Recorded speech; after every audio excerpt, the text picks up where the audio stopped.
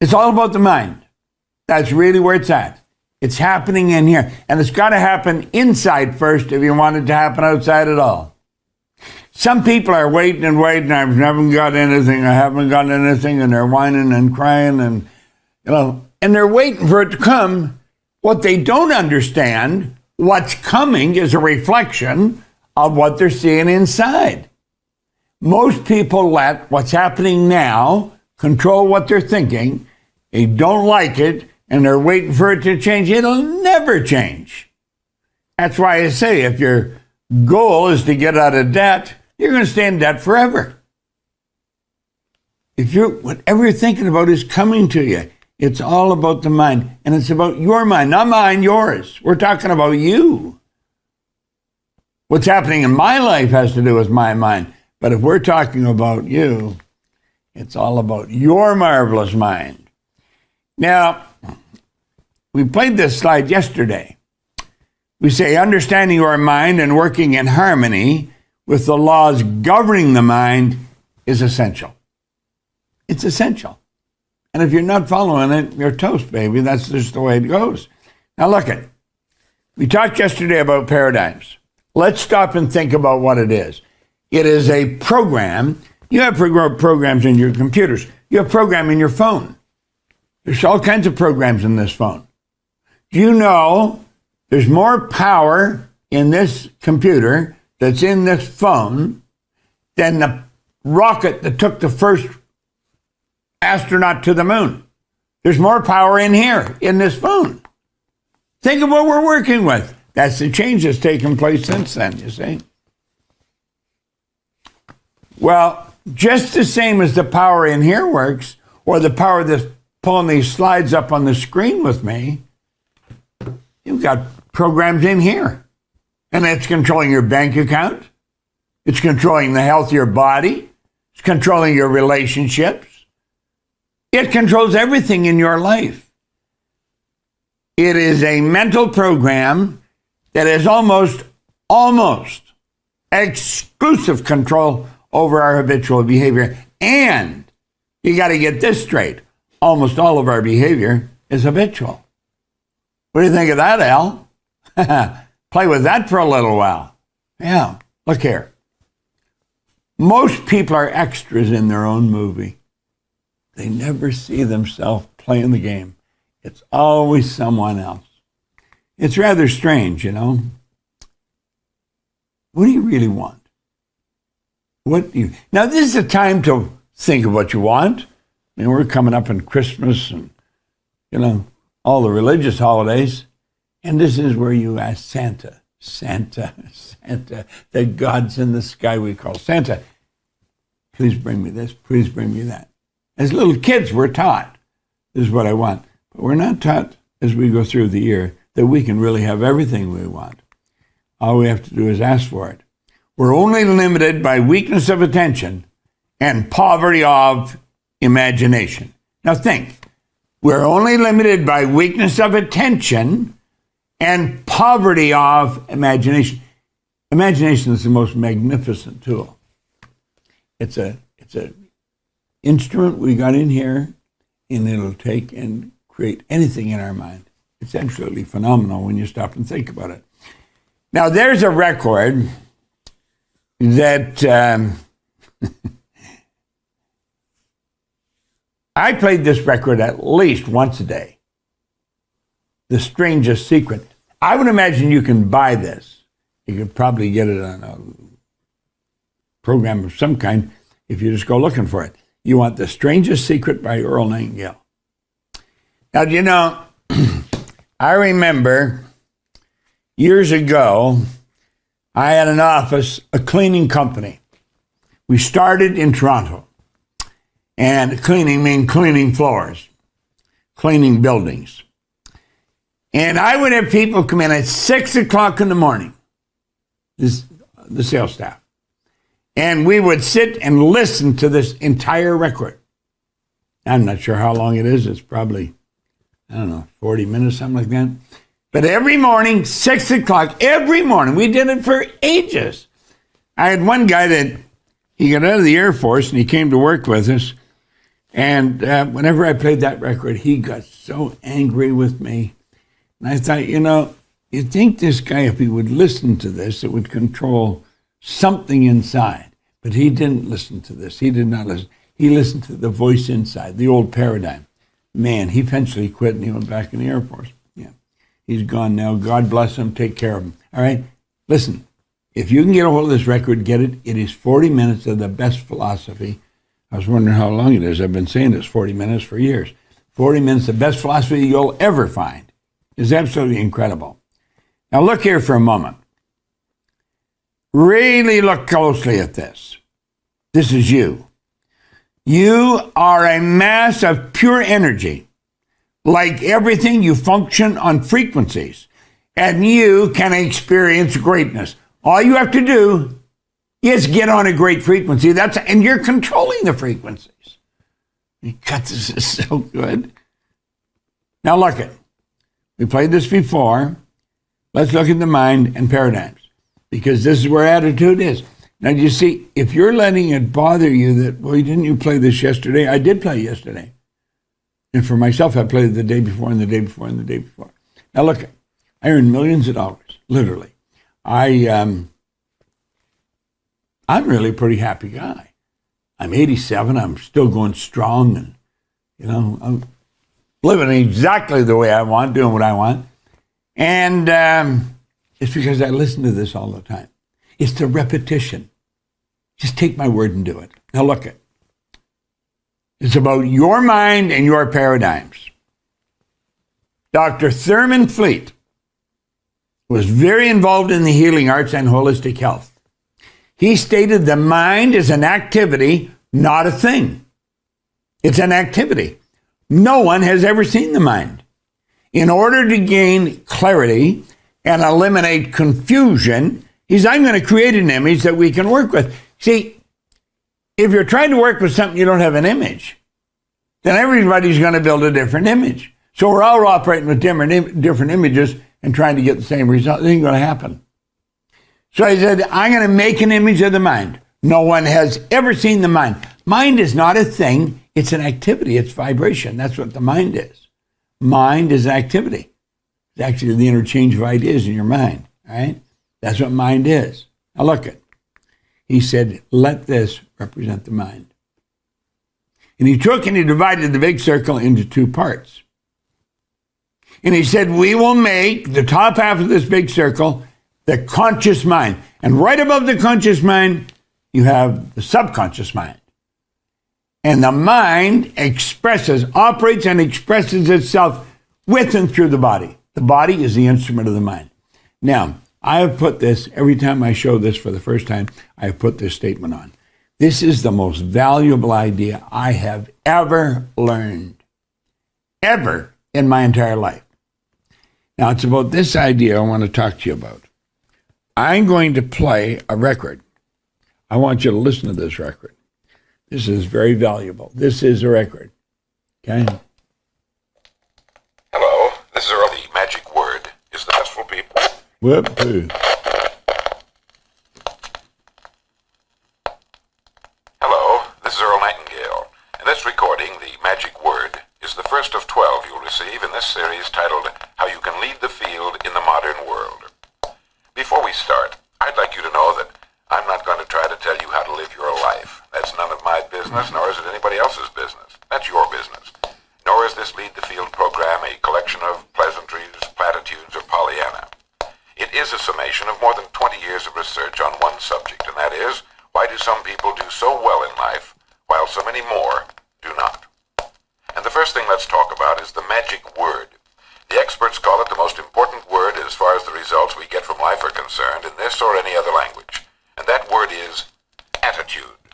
Now it is our attitude toward life, which will determine life's attitude toward us.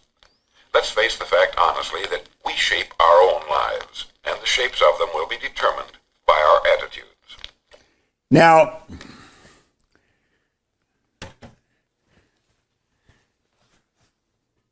I literally laid the foundation for my life, the way it is today, listening to these records. As he said, there's 12 of them. I literally laid the foundation for the life that I enjoy today. I have a phenomenal life. I'm telling you, it's an enviable life. It is so good, and it keeps getting better. I would listen to these over and over and over again. Now, this is, it's one of the best. This is a program that that you could get and listen to anywhere. We've got the whole thing. We've got it all designed as I worked with it. Every word on here is on there. If you send an email to Arash, A-R-A-S-H, in the company, and tell them you want to get this program, I'm going to tell you it's the best program you'll ever find. I literally built my company on this. I could take you to thousands of people that'll tell you best program in the world, and it really is. Now, Earl said it's the most important word in the English language or any language. So let's follow through here and see what happens. Now, we did this yesterday, but I think it's worthwhile doing it again today. The conscious mind. Now, I literally look at my head as my mind. And I see from here up as the conscious mind. I really do. And I see from here down as the subconscious. You've got to have an image of something. That is the image I hold. Tommy, come on in here for a minute. When you're thinking of attitude, both are, see, that's why. All right. So look, here's the conscious mind. That's your thinking mind. That's your educated mind. That's what the teachers are working with. That's your intellect. All your intellectual factors are there. Most people don't know what the intellectual factors are. Right? And I'm talking about brilliant people. Now, the subconscious is the emotional mind, and it operates very different than the conscious mind. Now, look here for a moment. I'm going to show you something. You throw the screen up for a minute.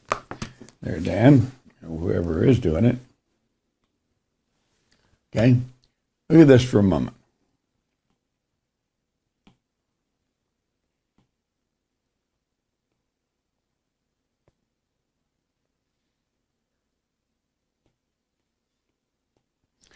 Now, if you are holding an image of this, when you're working on what you want, you start out here and you build a picture of whatever it is you want. I don't care what it is. Doesn't matter what it is. Anything you want. And then you take and you plant that picture in the garden of your subconscious mind. Now, when you do that, you turn that into a desire. Now, desire comes from the Latin deicere, to give birth to the children. This is the child you're going to give birth to. Now, when you plant that there, I'm going to show you what happens. This part just disappears.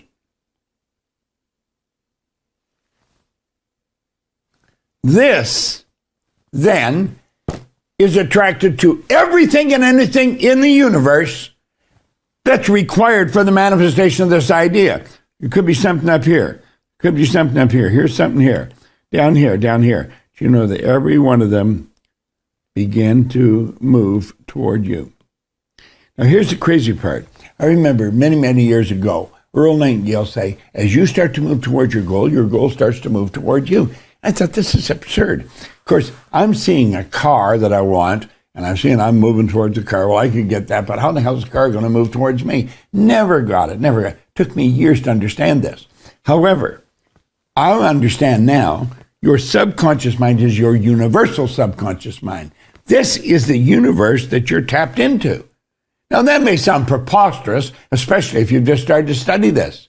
Take my word for it. I've been studying this for over 60 years. This is all I study. I am very good at this. I'm not much good at anything else, but I'm very good at this. Now look at everything that you need for the manifestation that goes already here. You got to believe nothing is created or destroyed. It's all done. The job is done. And when you plant that idea in subconscious mind, it then resonates with all these things. Why? Because it's on the same frequency. What happens if I phone you? What happens when I phone you? I've got your number in here.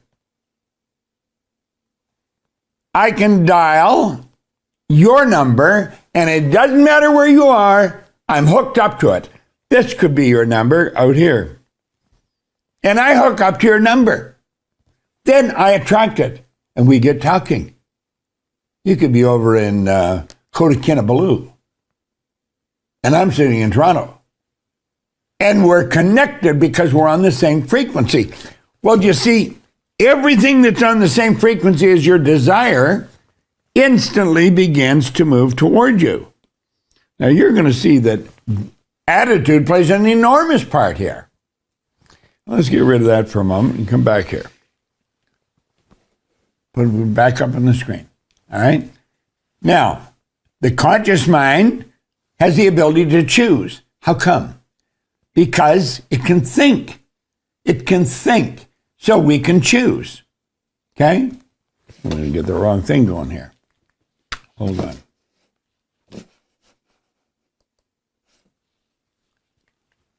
There. Conscious mind can choose because you can think. The conscious mind can accept or reject. Now that is pretty big when you stop and think about it. The conscious mind can accept or reject. When some dumb idea comes your way, you don't have to accept it. When somebody said something crazy, you can reject it. You don't have to accept what people say. And you don't have to tell them that you rejected it. Just think this dummy and reject it. Okay? Now here's something else about the conscious mind. It has the ability to originate. You are a creative being. You are God's highest form of creation. Now let's look at the subconscious. It operates totally different than the conscious mind. It must accept everything you give to it. That sounds pretty wild when you stop and think about it, but it must accept. Why? Because it cannot reject. It has no ability to reject. And get this, it cannot determine the difference between that which is real and that which is imagined. When you start using your imagination, subconscious mind accepts it as real. That's why we're God's highest form of creation. That's why our mind works the way it does. We are truly God's highest form of creation. You have an imagination. Such a magnificent tool. It really is. So let's look now. Just with that information that we've got. Here we are here. Today. Not when I first heard this. Not when Truman Fleet first thought of it. It's today. And there's ideas from social media, from other people, and from Netflix. It's pouring into our consciousness. And we're listening to it and we think this is garbage. Absolute garbage. If I let this into my subconscious mind, I'm doomed. So what do? Get out of here. And I can make it go away. Just, but you know something? Most people don't do that. You know what their problem is? They don't think. Albert Schweitzer, the great doctor from Africa, he was visiting London. This is right at the start of The Strangest Secret. He was one of the reporters was interviewing him, asked him what the problem was with men today. The problem is they don't think. They don't think. You see, instead of telling that stuff to get out of here, you know what they do? They leave it inside and look at. When they're not thinking, their subconscious mind's wide open. It goes right into their subconscious, and the subconscious cannot reject it. You see why it's such a mess? Why can't it? Because of the paradigm. Now, how did this actually happen? How did the paradigm get built? Well, let's take a look at it. We'll close the window here, and we'll come over here. This is you as an infant. This is how you arrive. But let's talk about before you arrive. Let's talk about, we'll go back about 280 days at the moment of conception. Okay? Now think. When a little bit of energy from mom and a little bit of energy from dad come, boom, together, that forms the nucleus of you. All mom's DNA, all dad's DNA joins together. Now it becomes your DNA. Do you know that there's genetic strains that go back for generations? We don't even know how far it goes back. And that's all built into you. It's all built. It's going to determine where you're going to go and what you're going to do.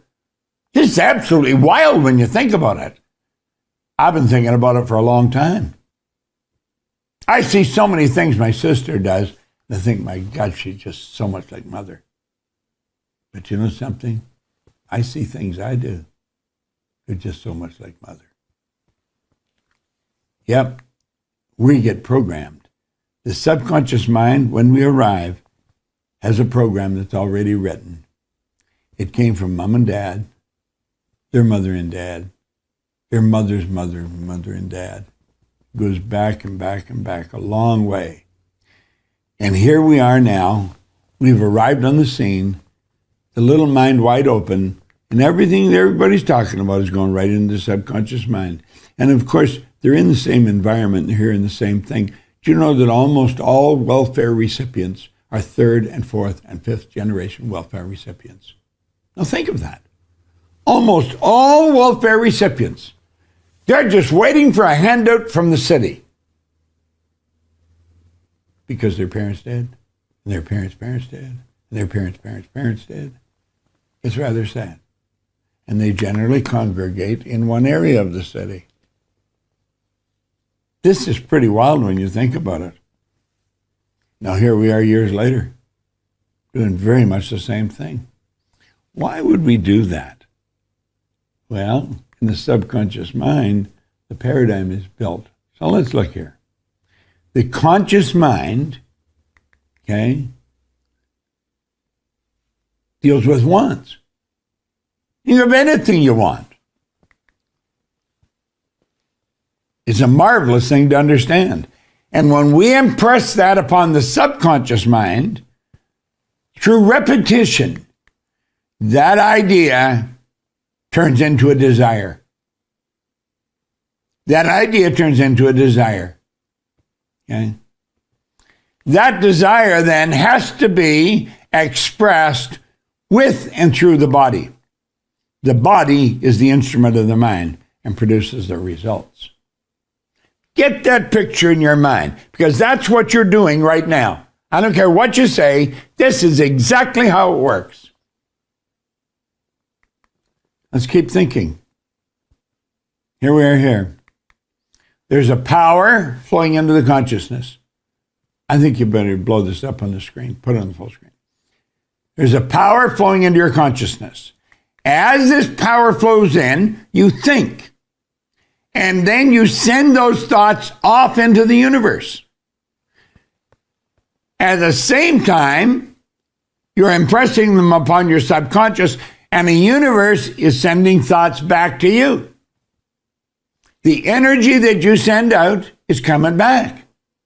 That's the way it works. Action, reaction are equal and opposite. Go blow it up again. The feelings that you're entertaining, you send off into the universe. And the universe sends back to you. Now here's something you really want to think about. I just wrote the foreword for Reverend Ike's biography. I had the honor of speaking at his funeral. Reverend Ike was an absolutely brilliant human being, I believe. And he made it very clear, if you can think something and you can feel something, then you can have it. Whatever you think and feel, you can have. And he talks about the God within you. And that's where it is.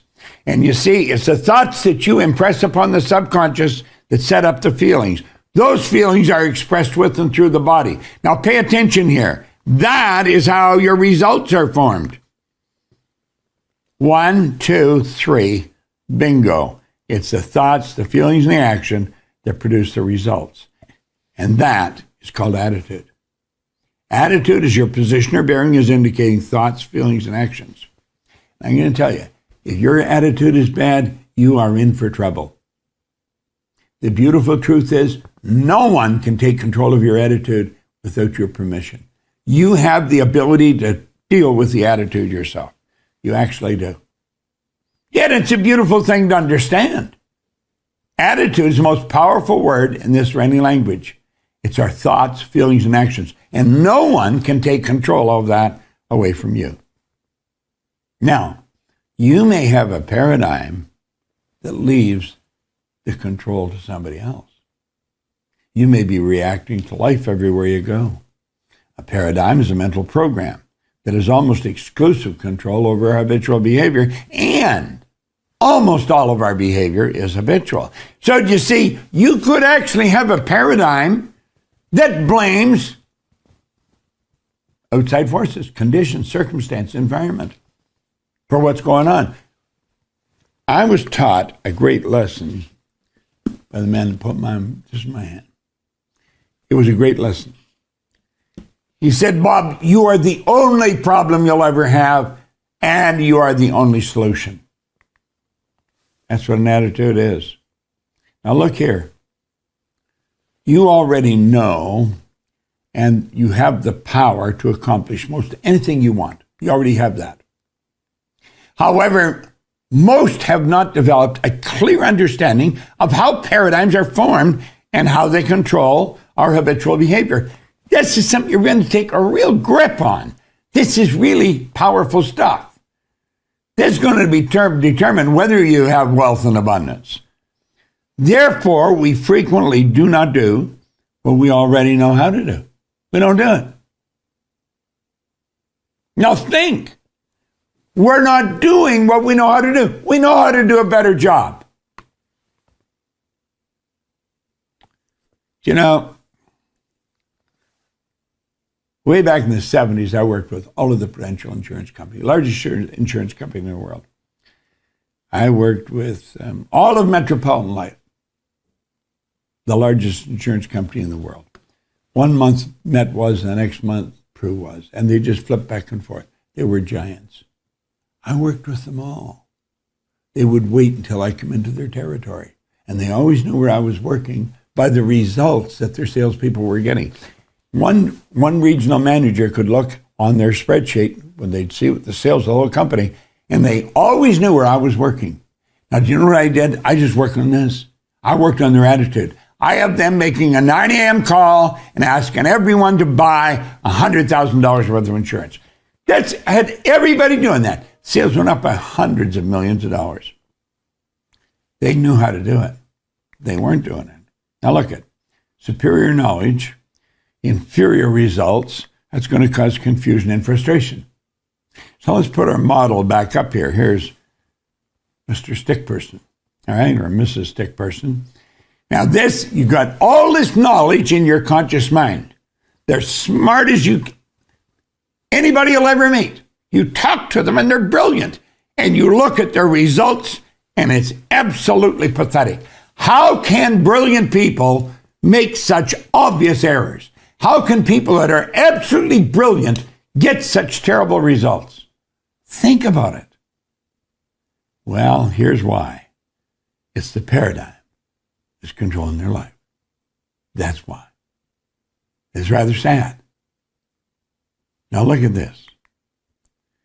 If that person wants to get better results, they got to change things in here. They got to get a new paradigm. And they also have to change the image of themselves. Now, we're going to run over this. Of your life that your paradigm has enormous influence over. This is so important, okay? Your perception is controlled by your attitude. And we can twist this around to self-image, which we're going to. So it's your perception of yourself is your self-image. Put it on full screen, okay? your use of time. Your paradigm controls your use of time. You know that everybody gets exactly the same amount of time. It's what we do with it. Our creativity. Everybody's creative. You'll hear people say, well, I'm just not creative. Everybody's creative. You're a creative being. You're God's highest form of creation. Effectiveness. You can become more and more and more effective. And as you do, you're going to become more productive. Here's the big one, though. Your paradigm controls your logic. And you'll say, that's illogical. That could never happen. That's crazy. You couldn't do that.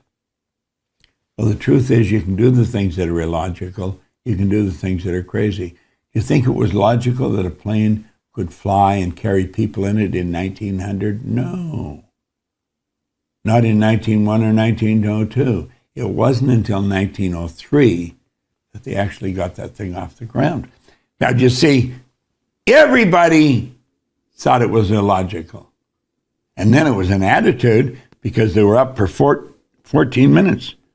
And somebody says, yeah, but they were only up for 14 minutes. Maybe it was 14 seconds. And they said they were only, and the other attitude was, you know, they not only got it up there, they kept it up there for 14 seconds or whatever it was, might have been 14 minutes. Anyway, this is all attitude. Now look here for a moment. Your ability to earn money is based on your attitude. I'm going to tell you something. And anybody who knows me will say, this is true. I am very good at earning money. I have studied earning money now for 60 years. This is an important subject. You say, well, what do you need all the money for? I don't. You give it in other areas.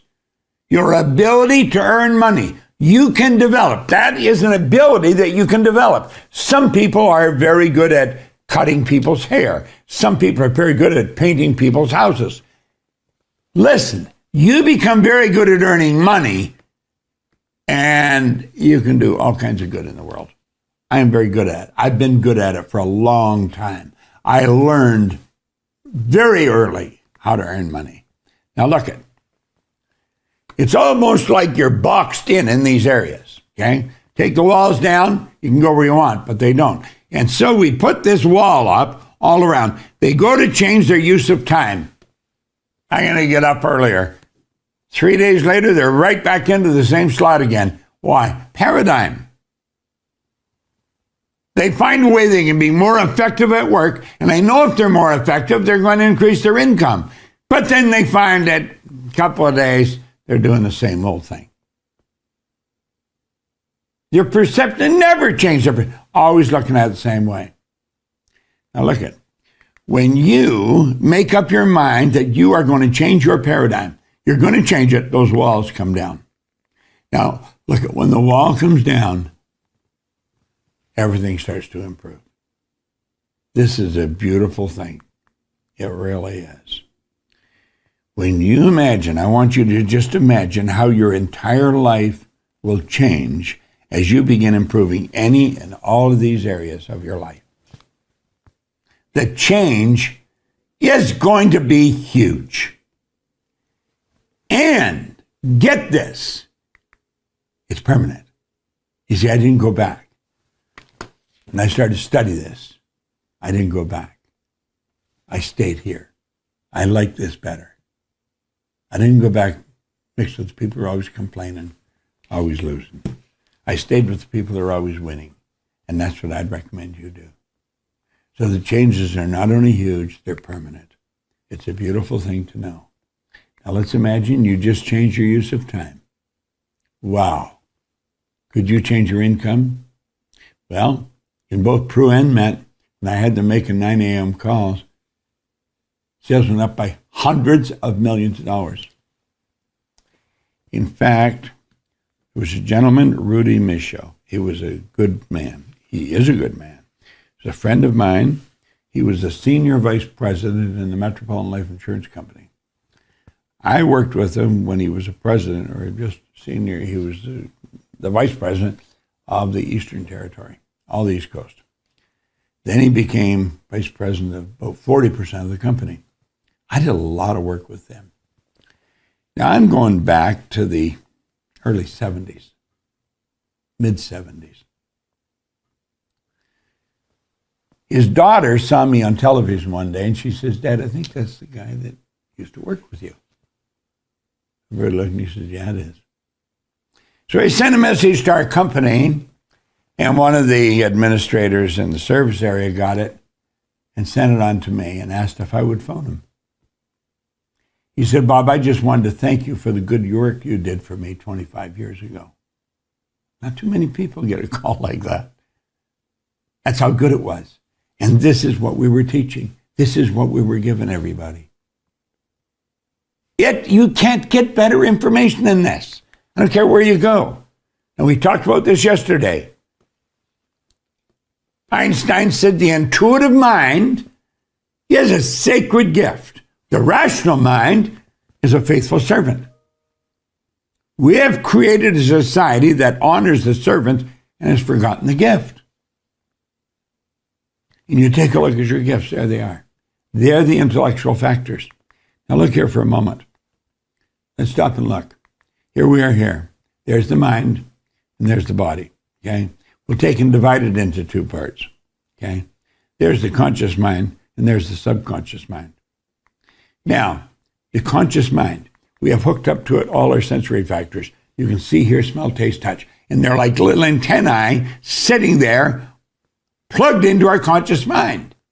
That is where almost all the information comes from, our outside world. We look at newspapers, we watch television, we listen to people as they talk to us, and it's coming into our mind. And since our mind is usually wide open, going right to our subconscious, we've got to stop and begin to think.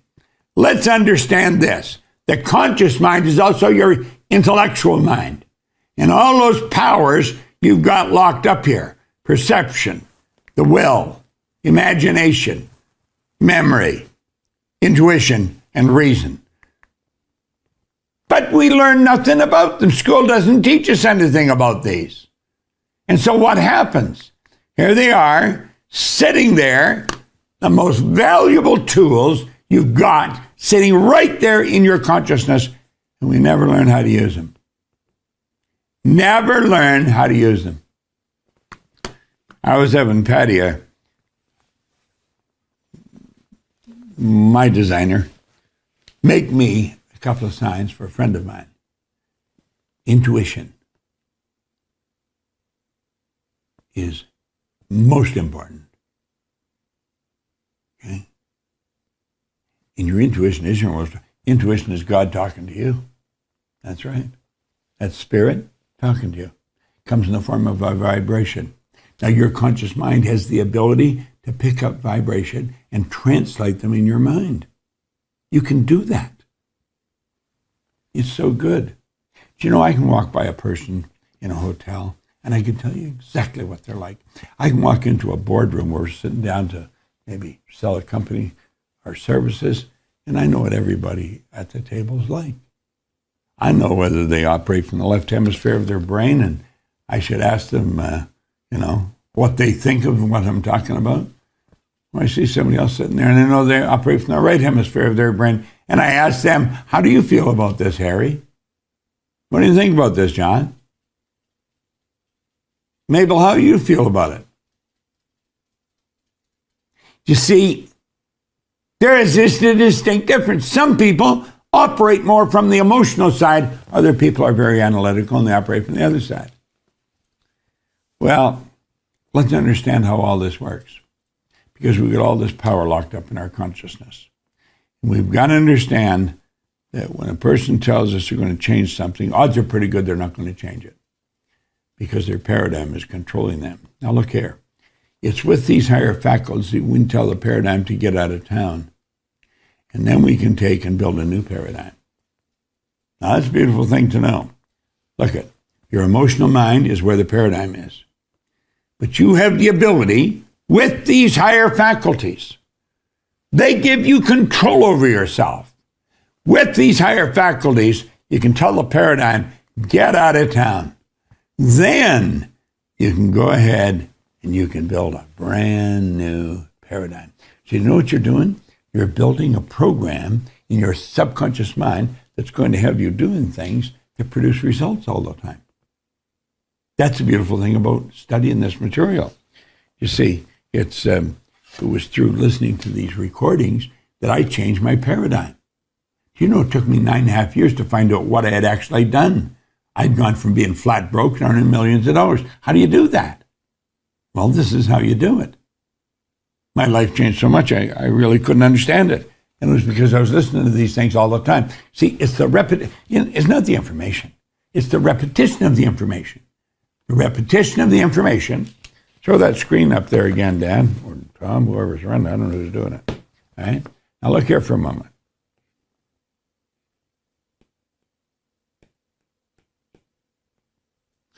When you take an idea and you keep hitting it, and you turn it into a desire here, remember what I said? I pointed out when you planted it there, you're opening your mind to something pretty powerful.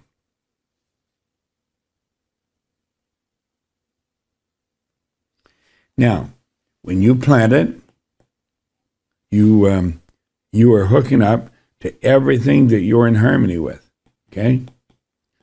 All these parts here. And they start to move toward you. Now, one of the secrets is to focus. You want to focus on that idea, and you want to stay emotionally involved. So you continually give energy. See, there's a power flowing into your consciousness. We'll take that one and put it out of the way. Okay. And now look, there's power flowing into your consciousness. Always. It never stops flowing into your consciousness. Okay? And you make ideas. Well, the repetition of you planting that idea over and over and over gives the idea more power. The more times, the more often you focus on that idea, the more power you give to it. The more power you give to it, the stronger the attraction becomes. The stronger the attraction becomes. Focus is really the key. Let's suppose there's a sign on that wall way over there. It's about 20 feet away. And I want to read that sign, but I can't read it because the room's dark. So I get a candle and I light the candle. I may be able to see there's a sign there, but I couldn't read what's on it because there's not enough candle power. But let's suppose they turn the candle power into a flashlight. That candle power then is focused. It's dedicated and is disciplined. Then I can read everything on the sign. So do you see, it's important that you keep listening in the repetition.